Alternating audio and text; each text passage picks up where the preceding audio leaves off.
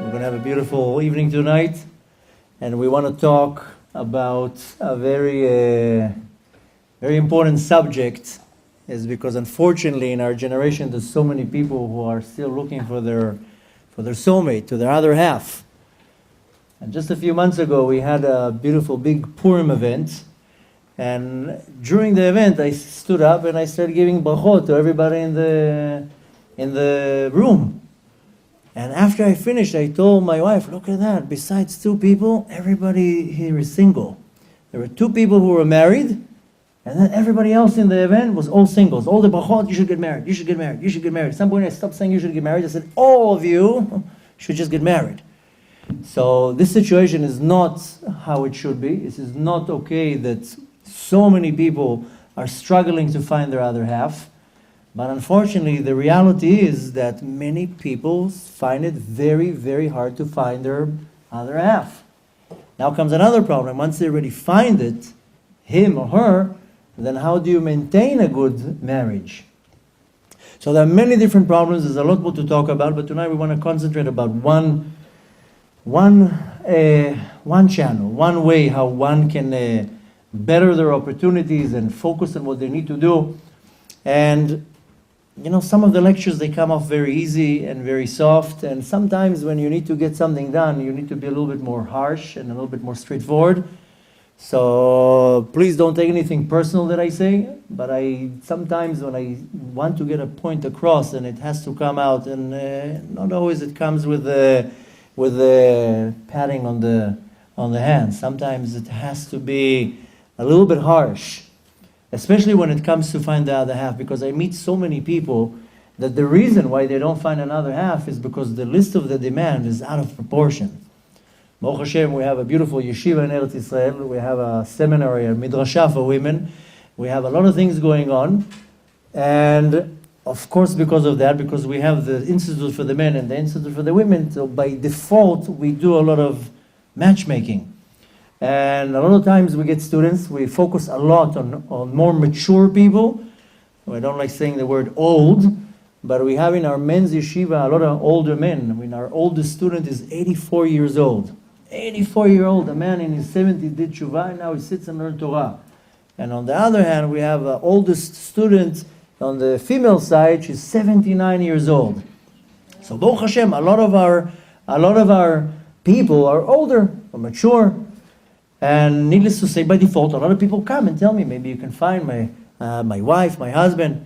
Not too long ago, one of the students came with a list of demands. Maybe you can help me find my other half. Of course, sure, we'll do our best. Is there anything that I need to know, what you're looking for? So I'm not joking. He pulls out a paper. Okay.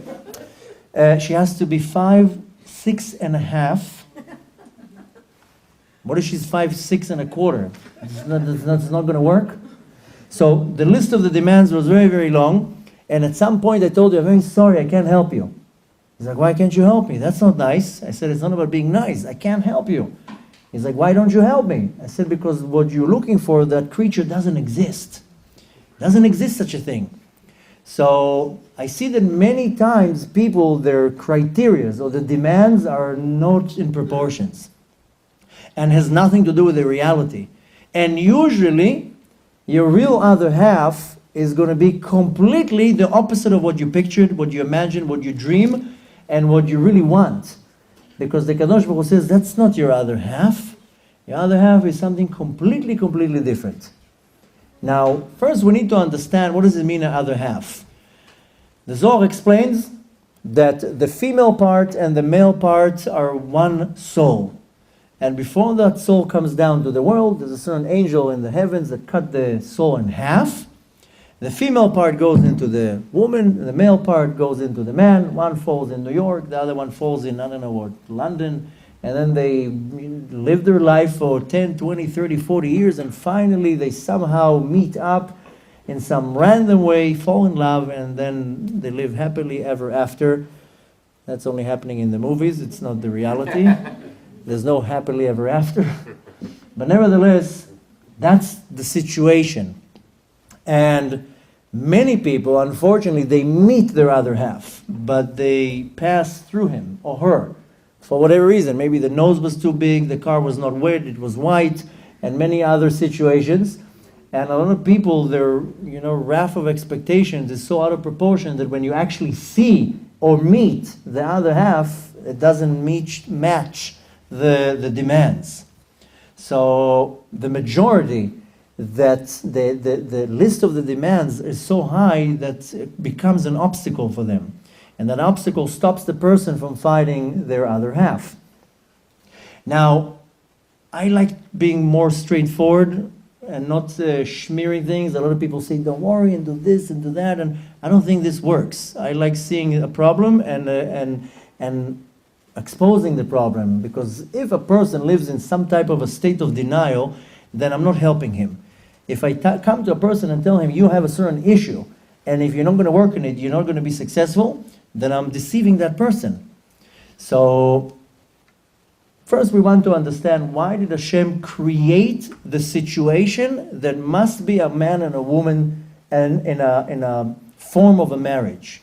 Because if Hashem wanted us to be fruitful and multiple, He could have created a system that you don't need to be married to have kids. But when the world was created, only Adam HaRishon was created. To be exact, the Zohar explains that Adam HaRishon was created in a form of a man and a woman together. The man was in the front and the woman was in the back. And I know the famous story that people know, that Adam HaRishon was put to sleep, and then there was an operation and took out the rib. So the Zohar explains it wasn't exactly like that. It was the side that needed to come out. But nevertheless, in the beginning, Adam and Chava were one body. Then it was separated. And right after that, Adam HaRishon was in a very high spiritual level. And the story says that in the beginning, Adam HaRishon was sitting on a kisei kavod, on a chair of glory, and everything was brought to Adam HaRishon to be named. Everything, all the animals, all the species, everything. And Adam HaRishon was in such a high spiritual level that he was able to see the godly power that enlivens everything and name it according to the energy that enlivens that thing.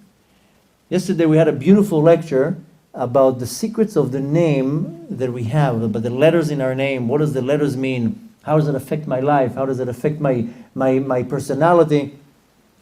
And we explained there that everything in the world is built from these letters, building blocks of the universe, the godly power that enlivens the universe. And Adam HaRishon was in such a high level that he was able to see not the design of the world, rather to see the spiritual structure of the world. So he was able to see the code of the program. If you're looking now at a website and you see a beautiful website, beautiful colors, beautiful design, you click a button, opens a page. This is just the design of the website. What if you hypothetically would be able to remove the screen of the computer? Then you would see the code that creates the website. Same thing here. The world is created with a code, and Adam HaRishon and many other tzaddikim that we know throughout the years were able to see past this design, past this screen, and see the godly power that enlivens the world. And this godly power is built from letters. Very soon Mashiach is going to come. The prophet Yeshayahu says, "V'ra'u chol basar yachdav ki pi Hashem diber." Everybody will see that the mouth of Hashem is the one that creates the world. The screen would be removed and we would see the godly power that enlivens the world. Adam HaRishon was able to see that. So everything was brought to Adam HaRishon. He would look at a line and he would see the letters Aleph, Resh, Yud, in Hey in them. He says, oh, that's Aryeh, that's a lion. Then they brought an ox in front of him. He saw the letters Shin, Vav, Resh. Okay, that's a shor. And he started naming everything. But as everything was coming in front of him, he noticed that every animal has a mate. And in Hebrew, the majority of the animals have different names to the gender. The male has one name and the female has a different name. A lion in Hebrew is Aryeh and the female lion is Leviah. An ox is a shor and the cow is a para. So like this is almost all the animals. So at some point, Adam HaRishon was like, wait a minute, why don't I have a mate? I want also a wife. Hashem was like, are you sure? Are you sure with this? No problem. I mean, you asked for it, I'll give it to you. Up until today, we're praying for that. But, no offense, yeah? But Adam HaRishon says, I also want a mate. No problem. Hashem right away put him to sleep, and he separated Chava from him. But comes a big question, why did Hashem create the system that has to be a husband and has to be a wife? Because the first commandment that Adam and Chava got is to be fruitful and multiple. Pluvu. But technically Hashem could have done a system that we just look at each other and a child comes. Or some type of a system. Why does it have to be a man and a woman together? So, the Talmud says that a person that lives without a mate, without a wife, then he doesn't have any happiness. Then doesn't have any light, doesn't have anything good going on in their life. And the Gemara is talking in the tense of a man, but it's applying to the same thing to a woman. It says, Adam belo isha, excuse me, shaui belo simcha. A man without a woman is constantly no happiness, no simcha, and no osher, and no hatzlacha, and so forth. So technically one can ask, why is the Gemara saying that? Hypothetically, when you're single, life is kind of better. You can go whenever you want, to wherever you want. You can do whatever you want. Nobody runs your business. Nobody tells you what to do. Nobody tells you to pick up the socks on the floor. You can do whatever you want. When I was single, I would learn like 16 hours a day Torah. Now, I have to help my wife, carry the shopping, help with the kids, do this, do that. Technically, sometimes I look at people and tell them, why are you complaining? I wish I would be now single.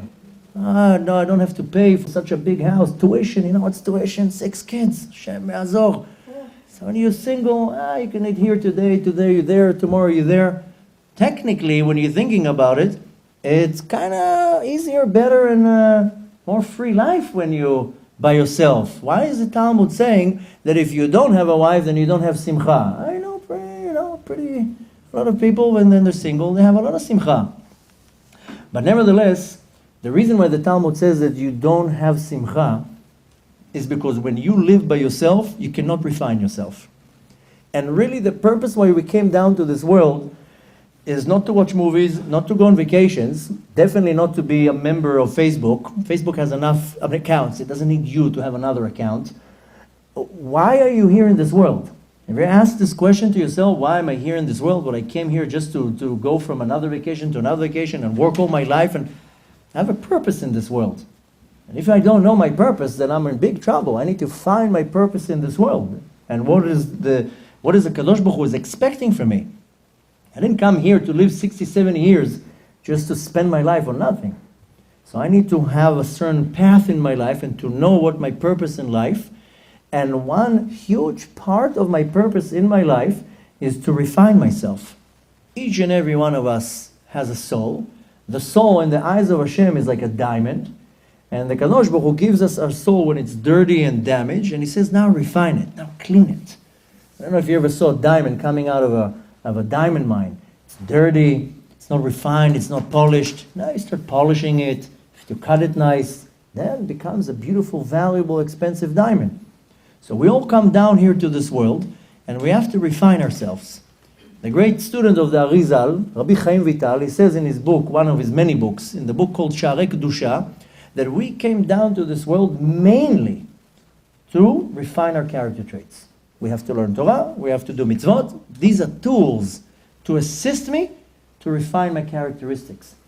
And each and every one of us will be born with some good character traits and some bad character traits.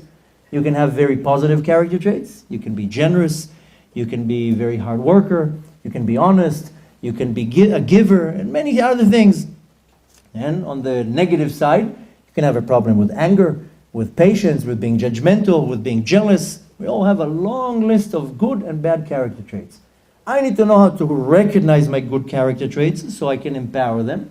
And I need to be humble enough to recognize my bad character traits so I know what to work on. Now, most people, their ego is a little bit out of control.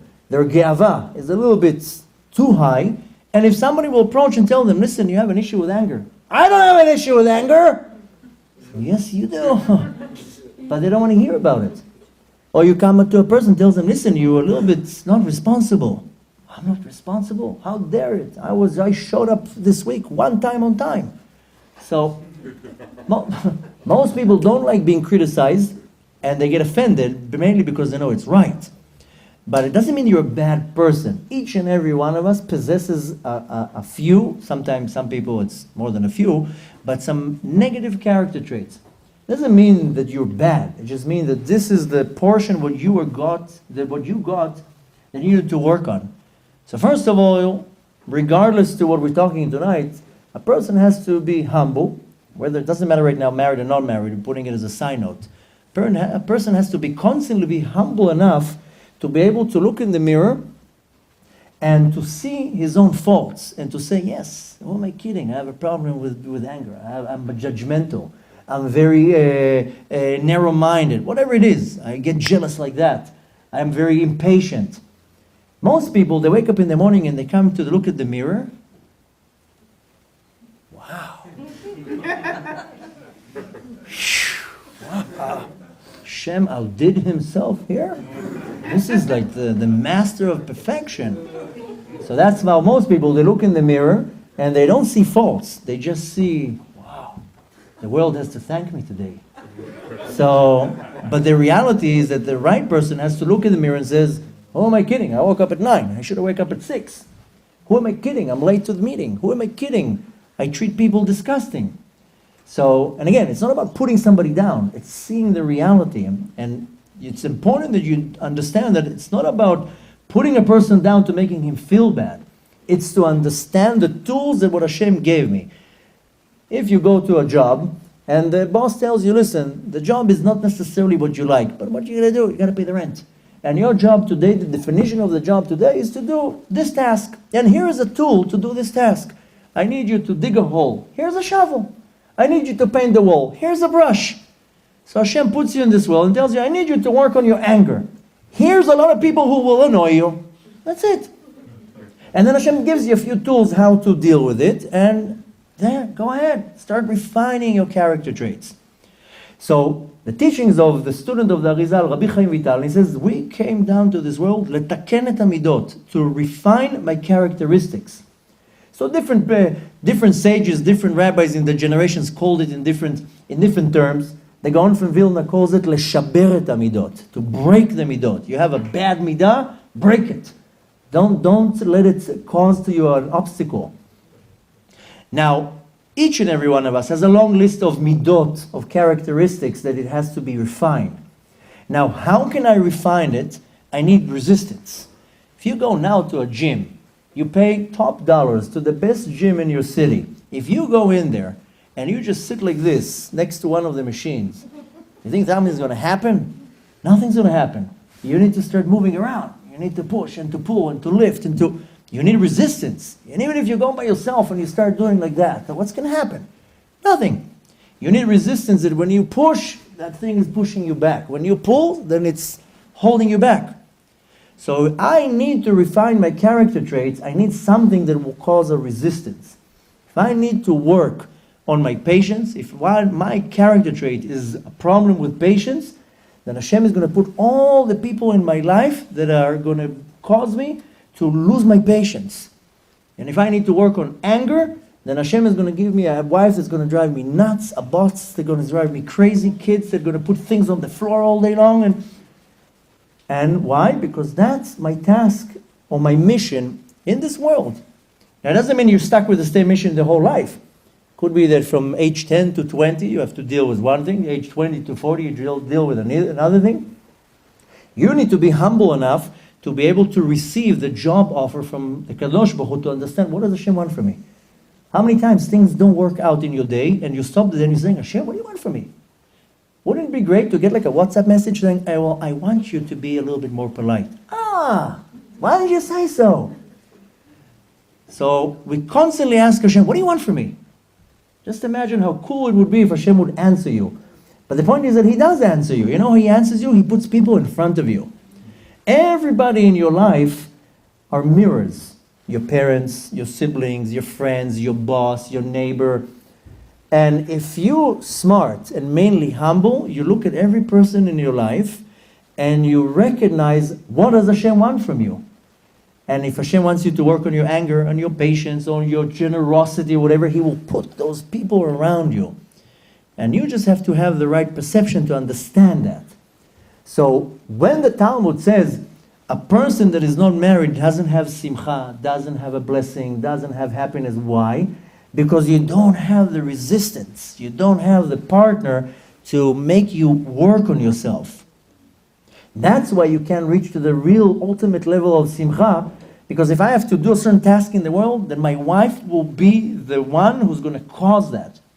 Unfortunately, society has poisoned our minds through movies and media and advertising and so forth with what marriage is about. You ask now a person, what is marriage about? You're thinking you're walking down the coast, the beach, holding hands, and love, these hearts everywhere. And that doesn't even work in the cartoons. So people, they're imagining all sorts of things. Marriage is not about walking into the sunset and I love you. It doesn't work like that. It works on the first date and that's it. And then the whispering is like, shut up. So really this is, and I grew up very, very not observant. So the media, it brainwashes you. And you see commercials sometimes, and the commercial is, the message behind the commercial is so refined that it affects your subconscious, and we are really affected by media and commercials and movies. And most people think that marriage is literally about romance and love, and this is not marriage. I don't know many couples that walk hands in hands and they kiss, and this is just as good for maybe the first 3 months. So the thing is that when people are looking for the other half, they have some type of a dream. She has to look like that. And if she doesn't, then no. I told you, not too long ago, another person came to me, and he told me the same thing when he wanted me to help with finding a shidduch, and he told him she has to be 5.6 feet. And I said, well, I have a wonderful lady. Really? She's gorgeous. Really? Yeah, and she has a lot of money. Wow. And she's this and she's that, but she's only 5'4". No, I don't want her. Are you serious?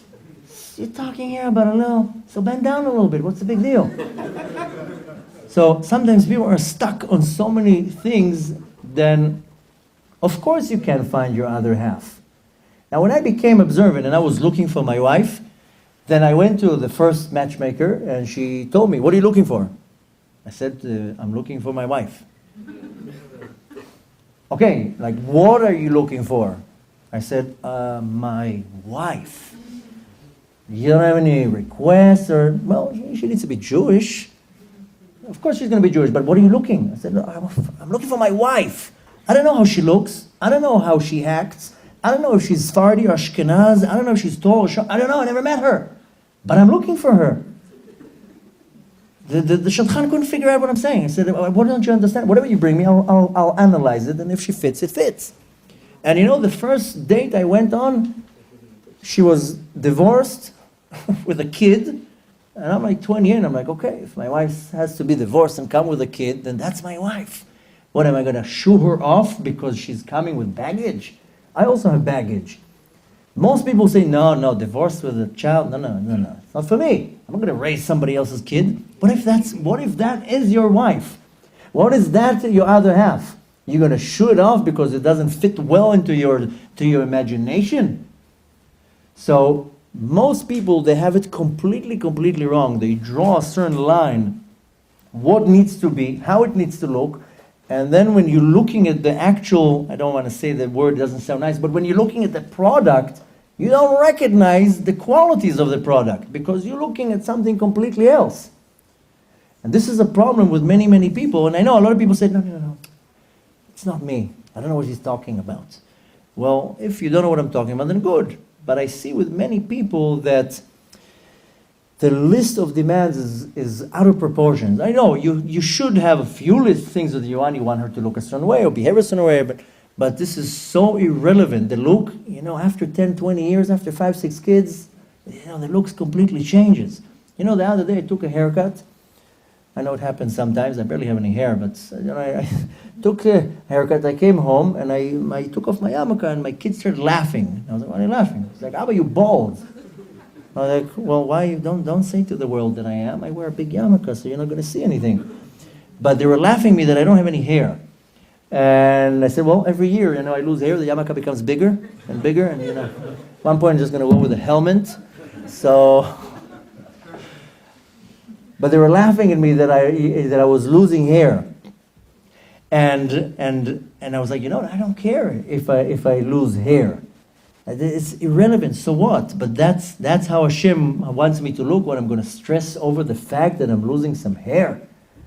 But for them it was very amusing that I look a certain way. And I told them, you know, it's so irrelevant how the external part looks. What's important is the internal parts. You know, when you look at the product from the outside, you might be fooled by the design. The inside is what makes the difference. Our sages 2,000 years ago says, Al tistakel bakankan ela b'ma shebetocho. Don't look at the, you know, in English they translated it, don't look at the cover, the book's cover. Look at what's inside. But 2,000 years ago, 2,500 years ago, our sages said in the Mishnah, don't look in the jar, just look what's inside. So sometimes the answer to all my questions is right in front of me, but I'm ignorant enough, or my ego is out of control, that I don't see what's in front of me. And the thing is that, like I said before, my wife is my resisting tool. I know it sounds very mechanical, but I'm saying my wife is the person that is placed in front of me that will touch all the buttons that need to be pressed to get me out of my kelim, to get me out of order. So if I need to work on anger, my wife will be annoying. If I need to work on patience, my wife is going to throw things on the floor all day long. Whatever it is, my wife is the one who's going to make me work on myself, work on my midot. Now, the first step and most important is that you can't think only of yourself. Most people, when you come and ask them, what do you want in your other half? She needs to look like this, he needs to look like that. Minimum an MD, a BMW, and 170,000 a year. So there's a long list of demands, which is okay. But I never heard anybody saying, who cares what I want? Let's see what the other side wants. Have you ever thought of that? Usually when you come to look at your other half, she needs to be like this, she needs to be like that. He needs to be like this, he needs to be like that. I never heard anybody saying, oh, you know what, I don't care. I care, what can I give my other half?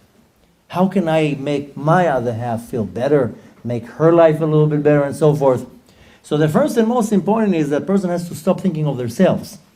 Because this is the number one recipe for disaster in marriage, is when you think of yourself. And a lot of people, they don't get married, not because they're not worthy or what, because they're not proving to Hashem that they're ready to go into a relationship. Because Hashem says, listen, I need you to treat your wife nice, because your wife is a diamond, and if you're not ready for that, why should I bring her to you?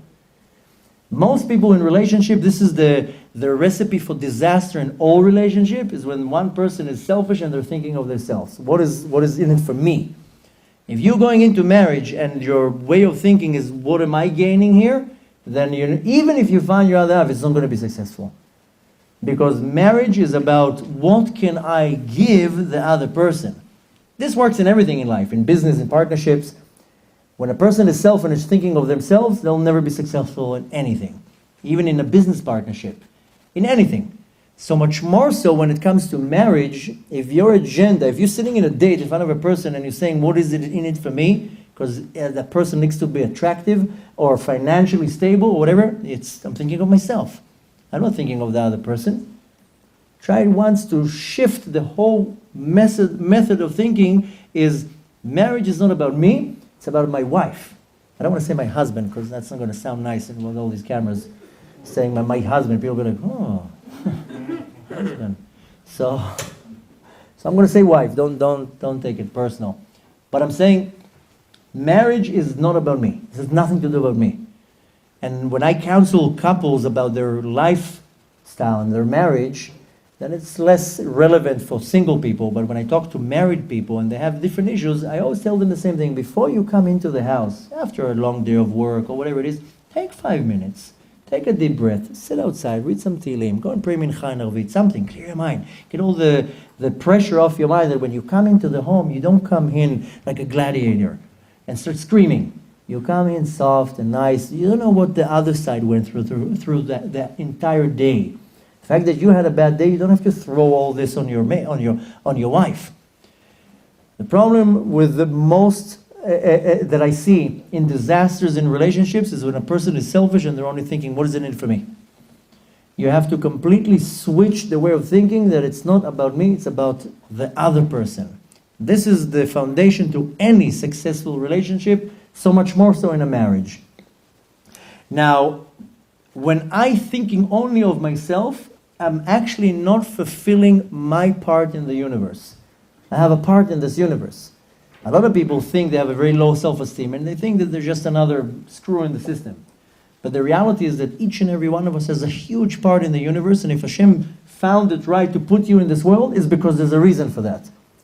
So you need to understand that you have a huge part in this world. But when I'm only thinking of myself, then I'm not fulfilling my parts of my part in this universe.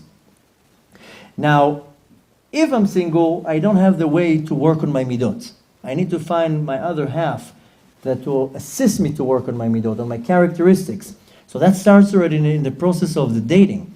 I can't come to the date with a list of demands. I can't come to a date thinking, how am I getting the most out of that person to satisfy my needs? And this is the wrong way of looking at it. This is not how things work. So how really do you find your other half? What's the method behind it? What's the secret? And I'm going to disappoint you. There's no secret. There's no hocus pocus. But let's go into history and we'll see how it worked originally. Who's the first one who looked for a shidduch? Avraham Avinu. Who? Like Adam. Oh, no. No, Avraham Avinu. No. Avraham Avinu. Avraham Avinu, he looked for a shidduch for his son, for Yitzchak. He sent Eliezer. But really, when you want to go back into history, who's the one who was looking for a shidduch? Where we see in the Torah is the source for everything. Avraham Avinu. Now, Avraham Avinu, when you say the word Avraham Avinu, you imagine like this old man with a camel. And no, Avraham Avinu was a tycoon. He was a trillionaire. He was a minister. He could control the entire world. Kings came to him and bowed down to him. He was something huge. We're imagining some old guy with shaking hands in a tent. He was like the man of the century. Now his son, Yitzchak, was attractive, strong, smart, rich, the son of Avraham Avinu. Technically, Yitzchak couldn't get anyone he wanted. Technically. Just think of the dynasty. Who's Avraham Avinu? Where they come from? That wealth and status. Technically, Yitzchak could get whoever he wants. He could have gone to any single bar, lean on the bar, hey, want to marry me? But Yitzchak didn't do that. Yitzchak was sitting and learning Torah. Avraham Avinu sends his servant Eliezer to look for a shidduch. Most people, they go after their eyes, whatever the eyes see. When people go on a shidduch, there's so many people that when they're looking to get married, they go on all sorts of different websites and they put, a profile. We started now, because we have, Baruch Hashem, such a big organization, we started doing shidduchim, like matches, but in a completely different way. There's no profile. You don't post your profile for other people to look. We take the profile, we have the matchmakers, and we go in a very sophisticated way how to match the people. We have a method. And we take all the information, and the match is done not because when you see each other. You go on a website and you see profiles, what are you looking for? You're looking for how the picture looks. And if there's a profile without a picture, you skip that in a second. I want to see how the person looks. Try to go once on a date without looking at the person. You know why? Because the look is deceiving. And you're looking for something in the face, and if the face is not positioned exactly how you want to, you skip it over. And this is the biggest mistake. Avraham Avinu, when he was looking for a shidduch for Yitzchak, he wasn't looking at faces. He wasn't looking at bank accounts. He wasn't looking at resumes. He was looking for one thing, good midot, good character traits. That's how Avraham Avinu was looking for a shidduch. Most people, when they look for a shidduch, they look for how it looks on the outside. Because I mean, it has to be attractive and wealthy and so forth and successful. But this is the biggest mistake. Most people, they go after what they see. And Most people don't understand that this is where you fail, because the looks, doesn't matter, I'm not talking about necessarily the appearance, but the look is very deceiving. That's not how you find your other half. And a lot of people, like I said before, they're mistaking marriage that it's all about love. Really, I can tell you from my own experience, really to fall in love is not before the marriage. You really fall in love after the marriage. When you really learn about who's that person. How can you fall in love with somebody you never know? You don't know who that person is. Real to fall in love is when you live with the person and you see the kindness of the person, when the person cares for you, when you look the worst and that person is looking at you. You know, last year, maybe some of you remember, I came here last year on a tour, but before that, I was going down the stairs in my house and I fell and I hurt my back. I had a herniac disc. I was in bed, I couldn't move, excruciating pain. And this is the first time when I really realized how much I really appreciate, adore, and love my wife. Why? Because when I was at my bottom, at the lowest, that's when she came to help me, to care about me, to assist me. Nobody else cared. I was flat on my back. I couldn't move. Pain, excruciating pain. This is the time when she put the socks on my legs, when she tied the shoes, when she cared. Are you in pain? Can I help you? Can I move the pillow? And I didn't look nice. I wasn't, I wasn't in my best. I was in my worst. And that's when I saw that's when she really cares. If she wouldn't care, I would be sleeping on the bed in agony. And I was like, look at that. This is the real wife. If she cares about me when I'm in pain, and when it's hard for me, and when I'm suffering. And that's when I was like, wow, that's when it hit me. I had a lot of time to think. I was flat in bed. It was also impossible to read because I couldn't even hold the book. It was the first time that I actually heard lectures online. I was like, ooh, now I understand why people go online, listen to lectures all day long. Somebody walked into the room and I was listening to myself. It was a speaker. But nevertheless, I had a lot of time to think. And that's when I was like, you know what? That's when I realized that when I fell in love with my wife, it's not when I saw her. It's that time when I actually realized, wow, she actually cares about me. It's real caring. It's not fake. And this is the real love. The marriage is not about holding hand in hand and you fall in love with what's now. It's what comes much, much later. And if you're smart, you see a little bit into the future. Looks change, money goes, money comes. We have very good friends that when they got married, the husband had an unbelievable job, was making an exorbitant amount of money, a beautiful house, a car, everything. And when she got into the marriage, everything was beautiful. 7 years later, he got fired, things went down, he lost all the money, he became depressed, sick. Don't ask, the worst of the worst. And Baruch Hashem, she was smart, she was a true trooper, she sticked with him. Baruch Hashem, now things are better. But it just goes to show you that sometimes at the time of the dating or the marriage, things are one way, and things can change any second. So you can't judge things by things that will come and go. You have to look in a person, what stays forever. Not too long ago, one of my students tells me, I'm dating a girl, I like her, she looks fine, and everything so far is good, but what really should I really look into her? And I told him, just look at the midot, just look at the characteristics. Look if she's caring, if she's loving, if she's courteous, if she's charitable. Look at these things. These things don't change. These things don't change. And put her through some tests. Sometimes, when you go on dates, you're looking at the external part. This is the wrong thing. Put the person on some tests. See if how fast the person loses their temper. How patient the person is. Take them on a drive on the big QE. Stand in traffic for 2 hours. Traffic is the best way to test your nerves. So you want to see if a person is angry or aggravated or gets upset. Just take him on a ride. Let's go. Want to go on a date? Yeah, let's go on a drive on the big QE for just from this exit to that exit. Why?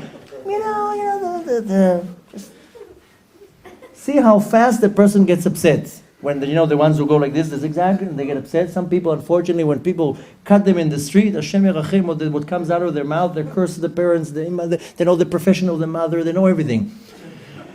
So, real love is tested when you are in the worst place in your life, not when you're in the peak. And that's how you test if you really want to be with another person. When the person comes with makeup and a beautiful dress and everything, that's very nice. People should go on dates at 7 in the morning. When the eyes are like that and the hair is still sticking. That's how you have to go on a date. Not at 9 o'clock at night when the person is relaxed and 3 hours of makeup. And the whole thing should change completely. Go meet the person 6 o'clock in the morning. Hi. Just wanted to see how you look in the morning.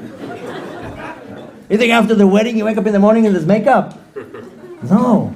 So you can't fool yourself. This is what the problem is. A lot of people fool themselves and they want to see something that doesn't really exist. You have to be realistic.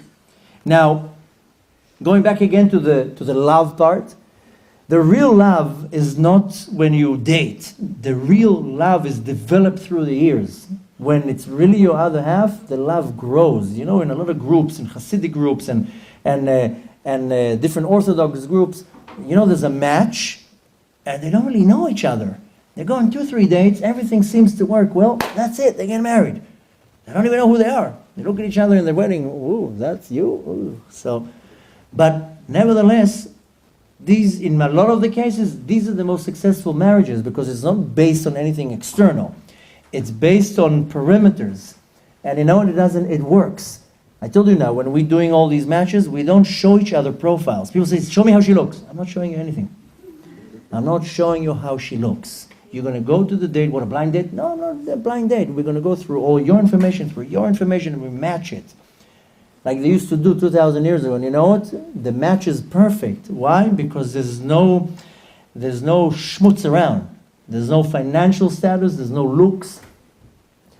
And the love is developed as you go. A lot of times I hear from people that are dating, but I don't really love him. You love him. You know him for 3.5 weeks. What do you mean you love him? What did he do to prove to you that you can develop love? So, first and most important that you have to be extremely not selfish and think of the other person, not to look at the external part. We have to really look at the inside, the pnimiyut of things, and not the external part. External things, they come and go. So this is one of the most important things. There's no hocus pocus. But how do you start looking for a other half? When Eliezer, the servant of Avraham Avinu, went to look for shidduch, if you remember the story, he came to the well and he was looking for a girl. Why would he go to the well? Wouldn't you go to a club? Why go to a well? Because he knew that if he goes to a club, she'll be dressed with makeup and a dress and she would look the best. He says, I'm going to go to the well where she's going to come dirty. The hair is not going to be all in a ponytail. She's going to be working. You're not going to work with high heels and makeup. So he went dafka to the well. And he says, I want to see the girl that's going to do chesed. He was looking for the one who was going to care about somebody else. And what has he found? A girl that cares about the thirst of an animal. She gave water to the camels. And he's like, that's the one that will fit my master's child.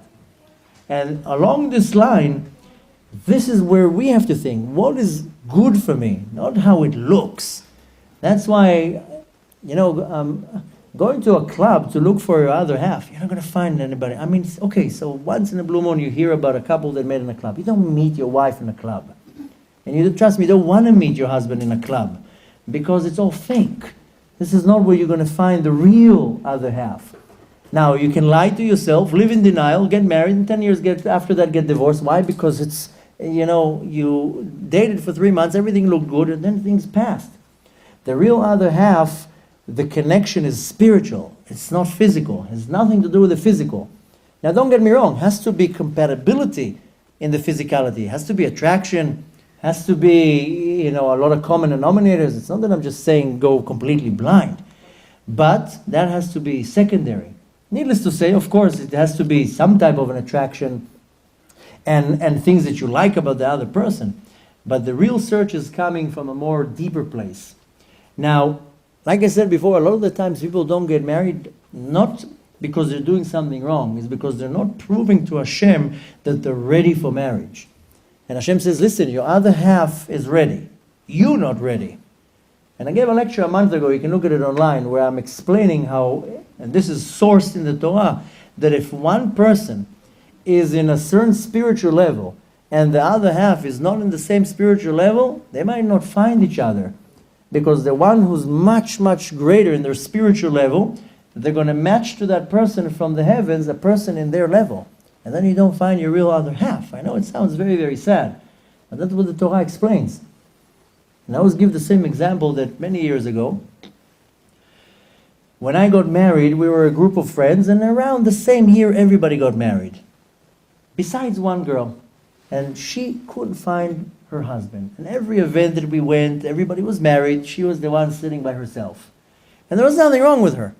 She was young, she was very attractive, very successful, smart. Bemet, an amazing catch. Could not find her husband. And as the time goes by, we all started at the same time to have our first kid and the second kid, and we're kind of the same group of people. We grew up together, and she was by herself, sitting always by herself in the weddings. She was all by herself. We couldn't figure out why she can't get married. Baruch Hashem, 4 years ago, I lived in New York, and I made Aliyah to Eretz Israel, and before that I lived in Los Angeles for about a year. Okay, we moved to Los Angeles. We were like visitors there, we were new. My wife tells me, don't ask where we're going to eat on Shabbat. So I'm like, okay, who? She's like, remember so-and-so? Oh, of course, she lives here. She invited us to Shabbat. And I was like, oh, great, beautiful news. And she tells me she's married. I'm like, what? Wow, amazing, even better news. Okay, we go there on Shabbat, beautiful house, we meet the husband, like a Mr. Perfect, tall, handsome, huge, beautiful home, good job, very stable, sharp, courteous, polite, like literally like a perfect husband. Okay, we're talking, we see a little kid running around, like a perfect life. Wow, of course, we're so happy for her. And, as the conversation were going, we were like, so, how did you meet? Where did you meet? Long story short, she was an observant girl. She did tshuva. She was observant. When she was looking for a husband, she was looking for a husband that learns Torah, that prays 3 times a day. She specifically was looking for a husband with a beard. I want an observant husband. We found out that maybe a year before they got married, he became a Baal Tshuva. So 10 years before that, when she was looking for a husband, he was on some beach in India doing I don't know what. But I know what he was doing. I don't want to say it out publicly. But when she was looking for a husband, he was in a completely different place. So she was in a very high spiritual level. He was not. Lucky for her that they didn't match to her somebody else from Shamayim, because the Torah says, there's enough sources that explain that if one person is in a much higher spiritual place, they'll match to that person somebody in their spiritual level, even though it's not the other half. And the other one will have to wait, or whatever it is, and there's many different scenarios. In that specific case, she didn't get married for so many years because he was in his journey. And finally he did tshuva. Hashem smacked him in his face, he woke up, and a year later, he was already in yeshiva. Then he looked like what she was looking for, and finally they got married. So, many times it's not that something's wrong with your other half. Sometimes something's wrong with you. And Hashem says, you're not ready. Your other half is already reached to the place that they're ready. You not. You need to step it up a little bit. So we have to understand that I have to prove to the Kadosh Baruch Hu that I'm ready to get married. Getting married is not just putting a ring on and that's it. It's a lot of hard work. A lot of hard work. You have to start developing this relationship with that person, and usually, the first month or 2 is okay, and that's it. Then you start saying, wait a minute, I don't like this person so much. It's not what I wanted. But that's not necessarily the situation. Sometimes it's exactly what you need. So first of all, I have to also prove to Hashem that I'm worthy. Now, really, when I look for the best advice to give somebody to get married is to stop thinking of yourself. That's why I started the lecture by saying, if I say something that sounds a little bit harsh, don't take it personally, don't get offended. But most people are selfish, they're thinking of themselves. And the way to know when you think of yourself is when you're looking for something too much. And you're looking at the person, you start in the date, and you start judging the person. He eats like this, he eats like that, she talks like this, she talks like that, and the voice is annoying and this, and that's when you're thinking of yourself. Because you're saying, that person's annoying me, my highness. I mean, she's annoying me. Oh, maybe you're annoying her. Maybe she's not happy so much with how you're holding yourself. So really the first and most important rule, how I see it, is you have to stop thinking of yourself. And when you're already looking at the other person, the best is to test a person in the most extreme situations. That's why I told you, don't go on a date at 9 in the evening. Go on a date at 7 in the morning. Take a date on the drive on the PQE. Let's see how much patience the person has. So, you missed the joke. You walked in a little bit later. We said the joke before. The point is that you want to see when the person is not shaped up and maked up and all that. You want to see when the person is real. And that's really the way to look for your other half, is to look between the lines, not to look for the fakeness, not to look for the external part, rather to look at the internal part. And really there's so much more what to say, but I believe that when a person really humbles themselves, that's how I found my wife. And it's not that I'm different than anybody. I also got married pretty late. And you know what? When I was going on dates and looking for my wife, well, this one I didn't like, that one, but I was very open to, let's see what Hashem wants. Because you know what? Most likely, my wife is not how I pictured her. She's not going to be the same height, she's not going to look the same, she's not going to come from the background that I was expecting. And you know what? When you are the more you are willing to give in, the more you'll be surprised. The more you're coming with a list of demands, then you get disappointed. But the more you're saying, Hashem, just send me the right person. And you'll see how the Kadosh Baruch Hu turns things around and gives you exactly what you need, not what you want. And when I was going out on dates, so in the beginning it didn't go out so well. And I was like, you know what? I was only 28. I was like, you know what? I don't think right now is the time for me to get married. You know what I'm going to do? I'm going to go to yeshiva. I'm going to study for like 2 years. And you know, I'll go out of yeshiva after 2 years. It's a nice amount of time to learn Torah. I'm still young. I'm going to be 30. And then I'll look for my other half. And the second that I committed to go to yeshiva and not to look for my wife, 2 weeks later I found her. So, okay, you can blame it, so to say, on the Yetzer Hara didn't want me to learn. But it's nonsense. The fact is that I was ready to subdue myself. Hashem, you just send me what you want. Whenever you're ready, whenever it's the right time, whenever you want me to get married, then you'll do it.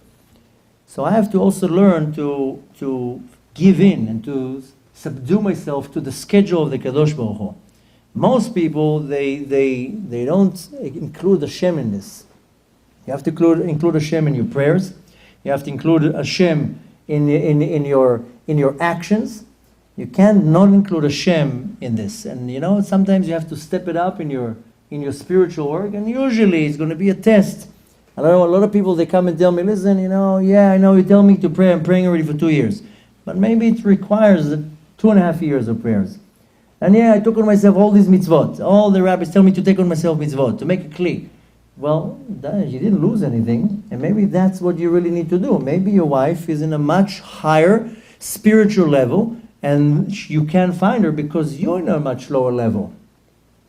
So to kind of summarize exactly what one needs to do is, needless to say, there's no question that a person needs to constantly involve Hashem, and you do this with prayer, and you do it with your actions. You have to be humble. You have to see, first of all, not the other person's faults when you're sitting in a date, is to see your own faults, and to see how am I making that person's life better, not how that person is making my life better. When you switch the whole pattern of thought, you see things become completely different. And of course, most importantly, that you need to be humble to see that everybody has faults. You also have faults.